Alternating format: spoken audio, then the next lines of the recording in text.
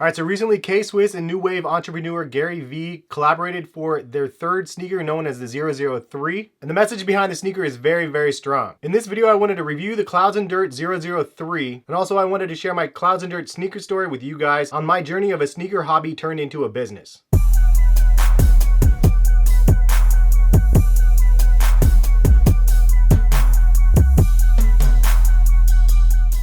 What's going on, guys? Hess here, CollectiveKicks.com. If you guys want to shop this week's top sneaker deals, check the link in the description. And today I have a very special unboxing. This video is going to be sponsored by K-Swiss and Gary Vee. Much appreciate them for actually reaching out for this promotion. And it really got me thinking about how I could deliver a really fun video for you guys to let you guys in on a little bit of my past and just so we can connect on like a little bit more of a personal basis. So first things first, I'm just going to open the box and show you guys what we have. You can see the Gary Vee signature on the top, and then the blue and brown stripes symbolizing the clouds and the dirt. It does say on the box it's a classic 88 knit 003. And then went all out with this theme because when you open the box up, you can see they have the clouds on the top. And then you can see on the bottom of the box, they have the dirt, the Gary Vee logo in the box in brown and blue. And here is the sneaker. This is the 003. This is a classic 88 model, but it features a knit upper for the very first time ever, which is actually really quite modern, which is a fitting pairing between Gary Vee and K-Swiss. Once again, the brown and the blue stripes symbolizing the dirt and the clouds, which I'll get to the reasoning what that means in just a second. Continuing the theme, you have the insoles that have brown and then also clouds and sky on the other side. Gary Vee signature on both the shoes in brown and blue. It's a real comfortable modern pair of sneakers with a classic feel. They also have some branding on the bottom of the shoes, which is pretty cool. It says the mission, the motive, and the macro, and then the work, the grind, and the hustle. So why is this sneaker important to me, and what is this whole clouds and dirt thing about? It's basically a much needed reminder to stay grinding and dream big. The clouds symbolize dreaming big, and the dirt reminds you of the grind to get you there. And I know a lot of you guys think that because I have weekly sneaker pickups and I buy a lot of shoes that I was spoon-fed when I was a kid, that I'm just made of money and all these things. But that couldn't be farther from the truth. I've actually earned everything I was ever given. I bought my first car. I started working since I was 15, and I didn't know that I was like an entrepreneur in training until I heard of Gary Vee last year, and he really kind of broke it down into a way that I didn't understand previously. I have something that most people don't necessarily have, and that's just the ability to try. Half of the battle is just showing up, doing the dirt, doing the work to be able to just achieve the dreams that you have. So I wanted to give you guys a little bit of my story where I'm able to make money off of bringing you guys video talking about sneakers and just sharing my passion for sneakers with the rest of the world out there. Anyways, I know some people are going to come across this video and think I'm just bragging the entire time, and that's not the intent of the video. The intent is to let you guys know that you can really be average and achieve a lot. Like, that's what I feel like I've done my entire life. I've never been good in school. I never got above a 3.0 through high school except for one time in 4th grade. I was definitely a C average student. I wasn't very book smart at all. I didn't know what my purpose in life was. I didn't know how I was going to be able to live up to the standards of all these other people that finished school, placed really well in college, and then get a really great job out of college. It was really stressful for me to be able to try to live up to some sort of standards in society that I didn't even know how to do. Meanwhile, just try to find like a wife or somebody that wasn't selling themselves short by being with me, the person that wasn't smart, you know what I mean? So that's the purpose of this video, not to just brag and tell you about, look at all the things I achieved. I just want you guys to understand there's a foundation for starting for everybody, and this is gonna be my story for how I started and where I started. So let's go ahead and get into it. We're gonna start off at the beginning of my work career when I was 15 years old and I started picking berries. I actually rode my bike a half an hour, 45 minutes to get to the berry picking place. I picked raspberries. The pay was $2 a bucket like this big, and I made about $6 to $8 a day, 12 on a good day. It was from 7 a.m. to 12 p.m. Pretty much a terrible job, didn't make any money, but that's where I started working. When I turned 16, I finally got my worker's permit. I ended up working at a retirement home doing the dishes. I ended up working at Burgerville next, which if you didn't know is like basically a local McDonald's type place, way better than McDonald's though. The guy in the back flipping patties, making the burgers. Next, I ended up working at Cold Stone Ice Cream. 2-hour shifts for 4 or 5 days a week. It was the worst shift. I got shafted every single step of the way at that job. It was terrible. And then in the summer times, I worked in a berry canning place, which was insane. I worked 7 a.m. to 7 p.m., 7 days a week the entire summer, made $4.75 an hour. It was a terrible job as well, but I ended up making enough money that I could buy my school clothes for the next year, which mainly I just stuck to buying at Ross and Marshalls and stuff like that because I could get some name brands for less. Fast forward, when I graduated high school, I worked at Ross for a little bit. I worked at a laser tag place, and then I ended up working at a furniture moving company. Next, I landed a catering job where I ended up working at IBM and then going to college at nights. I worked my way up that company, started changing light bulbs and doing maintenance, and then ended up landing a desk job for the first time. But then it hit me, I ended up getting laid off and I was distraught. I had no idea what I was gonna do at this point. My security blanket in my 9-to-5 job was swept right underneath me, And all of a sudden I had to figure out what I was going to do. So I decided to go back to college full-time, finish my 2-year degree because I was only going part-time. While I went back, I decided to try to wait tables. Got a job doing that. Once I finished my 2-year degree, I transferred down to Oregon State University and lived with some friends in a house, and then just basically started to live off of student loans. Once I started making rent payments in that house, though, I realized my expenses and my student loans far exceeded what my student loans were going to cover, so I had to figure out a game plan. What I ended up doing was going and selling all of my business clothes that I used to wear to IBM. I would sell all my Banana Republic and my old Nikes that I would wear because I was a sneaker fanatic at the time, but not to the extent that I am today.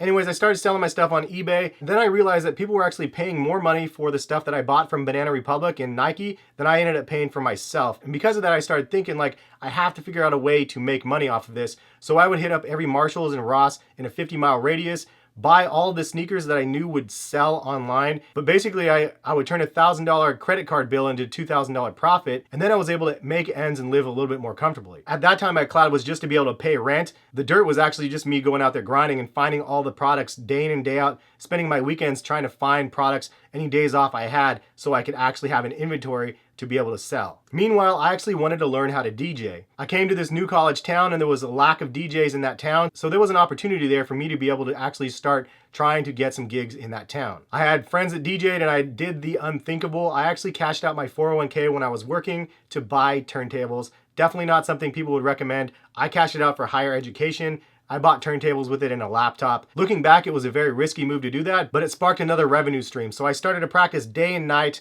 weekends, just practicing, networking with the local bars and club owners, letting them know that I was there, created even a business card for them and everything. And then I ended up getting a call one of them Thursday nights, and the owner of the bar said, "Hey, I fired my local DJ. You have 30 minutes. Can you show up?" Packed up my stuff in my Honda Civic, drove to the spot, laid down the tunes for the night, and the guide said, "Great work, come back next week." $50 I made that night plus a bar tab. $50 is kind of a joke, but at the end of the day, like, I was super stoked because I was a broke college kid at that time making $50 for a couple hours of work. I did that for about a month and every single week was packed, met a ton of people, and they gave me a raise to $75 a week, and I was pretty stoked on that. So my next goal was to throw my own party on a night that was not very busy traditionally. That way I could bring a crowd to the venue and then charge a cover charge. The bar would get extra bar sales on the night that are normally not busy, and I would get 100% of the door. I booked a venue, I promoted the heck out of the event, gave a bunch of people VIP passes so they can enter the event, put flyers through the entire school, posted in the newspaper even. I posted on MySpace, which was super mega big at the time. Also, Facebook was around, but it was only for colleges. So I reached out and added every single college person that I could see was in that proximity and basically just friended them so I could tell them about the parties that I was going to be throwing. Fast forward to that night, 300 people paid to get in, $3 a head. Made $900 from the night instead of $50 a night or $75 a night. So game changing. The next cloud vision that I had was to be able to do this every month, if not every single week. The dirt for me though was just not being the guy that showed up and expected to get paid. It was to go put flyers all over town, network with the local fraternities, sororities, find a group of people that could help me promote the events as well, and really just hustle and grind until I got to the point where I knew that it was going to be successful because of the word of mouth. A couple of my parties were really successful, so I decided to approach a new, bigger venue and then try to basically get the weekly spots every single week. I negotiated a deal, got 100% of the door. Then I started promoting that place and got a massive crowd. It went from 50 people to 500 people a night at that venue. We had nightly drink specials. I had guest DJs from Portland and Las Vegas that would come through. I took party pictures and put them online. This is before Instagram and hashtags, which would have been amazing back then. But basically hosted my own website. I got thousands of hits every single week based on people just going and looking at their party pictures that I hosted. But the fact that I got 100% of the door on the busiest night in college was amazing. On top of that, I got Thursday and Saturday cover charge. I was netting $1,500 a week, which was more than I was making from my 9-to-5 job that I got laid off from. And I was just a broke, jobless college kid trying to find a hustle. Now I went from drinking Mickey 22s to Remy XO. I also started buying more sneakers. I was always into them, and now I was able to buy them every month. So anytime I had money left over for the week, I would go shopping and buy the latest and greatest stuff that ended up releasing. And through the next handful of years, I ended up with 100 plus pairs of sneakers that I was hoarding in my sneaker closet. Now also during this time, I did get a job. So I've been working in software ever since I graduated college. And it's ironic because the nightclub owner is actually the one that found me my day job. So just more networking that allowed me to get these other jobs for my day jobs. And so I wasn't just relying on my DJ income. Also, after I finished DJing in that town, I ended up moving back to the Portland area. And when I did this, I eventually stopped DJing nightclubs, but instead I started picking up weddings because all the people and the patrons that I met that went to the nightclub we're actually getting married. So all of a sudden I had a different revenue stream in the same workspace, but different. And I've been DJing weddings ever since then. Before I had my first kid, I was doing 20 weddings a summer. And actually right now, if you follow me on Instagram and Twitter, I'm finishing out my very last wedding season right now. And then I'm gonna actually quit DJing after this year so I can actually focus more on this YouTube channel. So once I found out people were sharing their sneaker passion with others on YouTube, and you can actually monetize your videos and get paid for them a little bit, my next cloud and dirt grind session began. My cloud vision was to be able to make enough money from YouTube to be able to cover the expenses from the sneakers. And the dirt was just basically uploading content on a regular basis, 5 days a week, creating content and sharing my passion with others out there that have the similar passion. My first YouTube video went live February 19th, 2012. Fast forward 6.5 years later, I have nearly 2,300 videos with a combined total of 74 million views and 333,000 subscribers. And now my revenue stream from YouTube is not only big enough to cover my expenses of buying sneakers, it allows me to afford other things. Another sideline goal of mine was just to be able to be debt free. I had one student loan, my wife had two, and we had 2 cars that we were making payments on. I wanted all of that to go away. So because of the hustle and grind from this YouTube channel, I helped make myself some extra income to be able to pay off all of that debt. It was close to $150,000 in debt between everything that we paid off in the last handful of years, which was a huge mega feat for me. That was my cloud vision and we finally achieved it. But through the dirt, we ended up achieving that. I created a solid foundation, and from that foundation, I was actually able to buy 2 physical houses for us, and we're actually working on our 3rd because we're constantly hustling and grinding, trying to find ways to be able to make extra revenue. Hi, Daddy. And this is one of the other amazing things we had. Can you say hi? Hi. Can you say thanks, Gary? Thanks, Gary. Yeah, this is Gary Vee shoe. Shoe. Yeah, this is Gary Vee shoe. Cool, huh? This is other shoe. Yeah, there's the other shoe.